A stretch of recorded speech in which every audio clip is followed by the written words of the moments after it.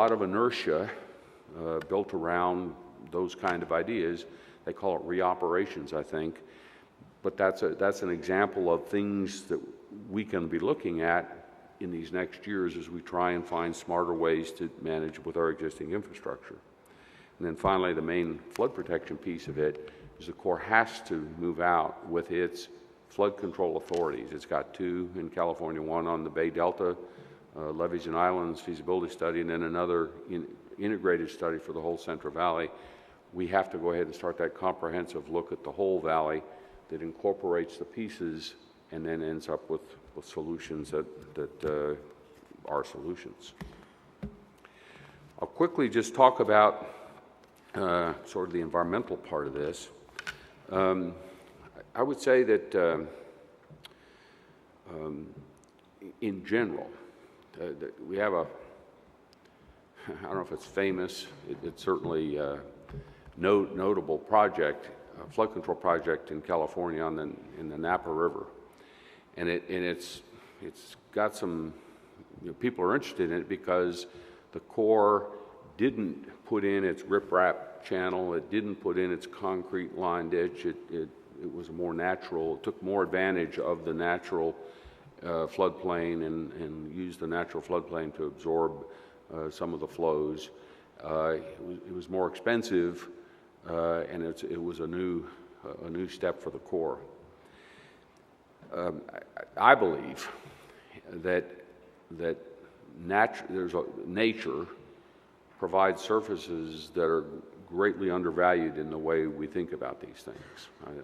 I'm aware of the project up in New York City where they essentially, in lieu of big wastewater or drinking water filtration system, they basically bought the watershed just using the natural filtration of the watershed, and it was billions of dollars less expensive to do that. In other words, there is a value to the natural system that in that case was for water quality.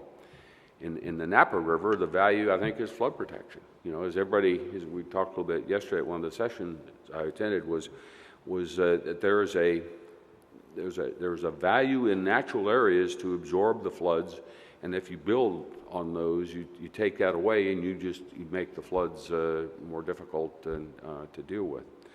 So trying to understand sort of how to value natural places, a concept called environmental services or ecological services, is something that is also part of the principles and guidelines as to how the Corps, when it's looking at a problem, how does it weight and value the more natural approaches to the problem. I think there's a huge nexus between environmental restoration and floodplain management. I almost wonder if they're not two parts of the same question, that as you look at dealing with floodplains, how do you do that in a way that concurrently is dealing with some of the natural nature and restoring some of the natural functions that we've lost. I think more and more people are coming to that, more and more local folks, when they're saying, we don't want the Standard Corps project, we want a different kind of project. With respect to climate change, to me, I talked a little bit about this and just say that it's not just about sea level rise. It's about changing rainfall patterns, snow patterns. I believe it's changing the way water comes to us. It changes there's this term called stationarity, that we're going to analyze a problem based upon data from the last period of record that we have in terms of using that data to predict the future. And it's just not working out that way.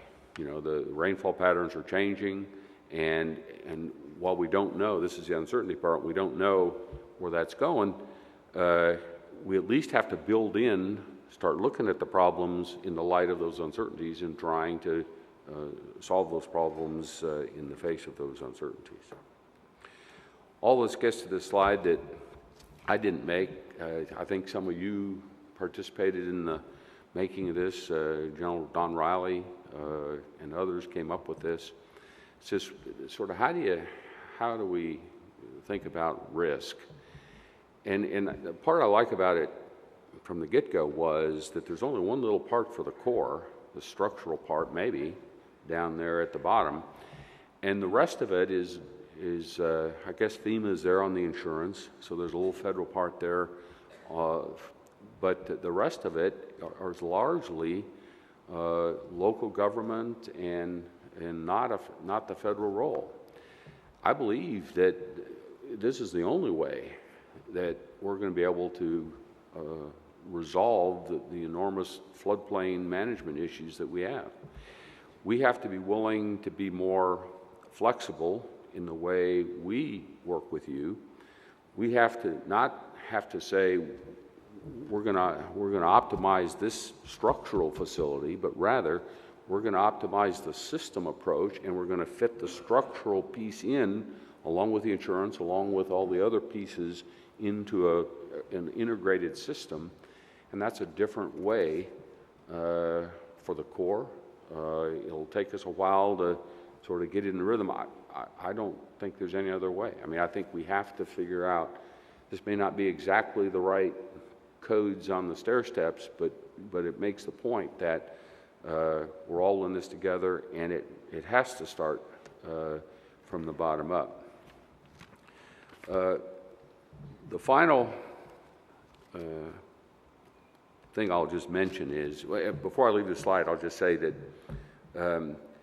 one of the pieces since I've come to my job is that I've been most impressed with is the Corps Silver Jacket program. And what the Silver Jackets are, as I understand it, it's a state-driven process. There are 15 states that have sort of signed up. The Corps works with the states. The state has to ask. There are another over 25 states that are considering it.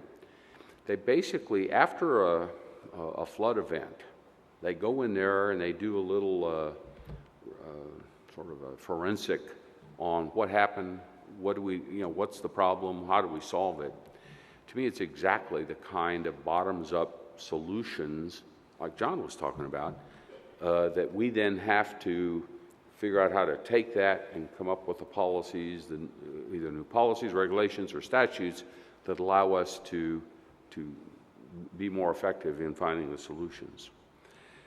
I'll just end with, I'm getting the sign here. See, I've got to thank you. Two of the questions for John that I wanted to just quickly mention. One was on collaboration, and I would just say that my experience in the Everglades, I mentioned my experience in California, the Anacostia River, the question on the political differences and how do you do this. I mean, my experience is it's not simple. It's not people's natural starting point. But when you get people in the room and you say, here's our problem, how do we solve it? There'll be a little bit of venting about, someone's part of the problem. But once everybody's had their chance to have their say, you can get to a point where people can then start working on a solution. Everybody knows that we're in it together. And I'm actually more hopeful on those kinds of problems if we can get, once we can get the forum where people can work together. And I believe the watershed basis is the best way to do that. Now, on the housing question from the back, that was Deputy Secretary Sims, Ron Sims, we have been talking. I went out to Los Angeles, and we're relooking at the Los Angeles River Flood Project.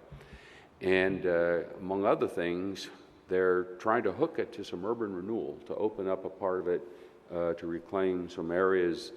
And of course, that's a veto in our world. I mean, Corps projects aren't urban renewal. And we'd never get that through OMB, yet it's an incredibly right thing to do.